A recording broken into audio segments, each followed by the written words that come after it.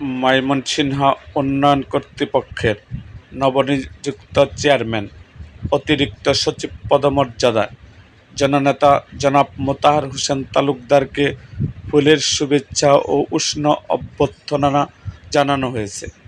এক সৌহার্দ্যপূর্ণ পরিবেশে মুক্তাগাছা আসনের মাননীয় সংসদ সদস্য মোহাম্মদ জাকির হোসেন বাবলু এবং ময়মনসিংহ সিটি কর্পোরেশনের প্রশাসক রুকনুজ্জামান রুকন নবনিযুক্ত চেয়ারম্যানকে ফুল দিয়ে বরণ করে নেন। ফুল দিয়ে বরণ করার সময় উপস্থিত নেতৃবৃন্দ ময়মনসিংহ অঞ্চলের সামগ্রিক উন্নয়ন ও জনকল্যাণমূলক কাজের ধারাবাহিকতা বজায় রাখতে নতুন চেয়ারম্যানের সফল কর্মকাল কামনা করেন।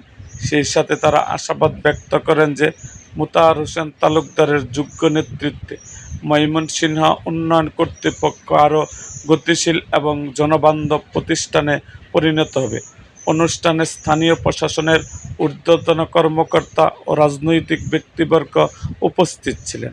নবনিযুক্ত চেয়ারম্যান মোতাহার হোসেন তালুকদারও উপস্থিত সকলের প্রতি আন্তরিক ধন্যবাদ ও কৃতজ্ঞতা প্রকাশ করেন এবং ময়মনসিংহের উন্নয়নে সবার সহযোগিতা কামনা করেন।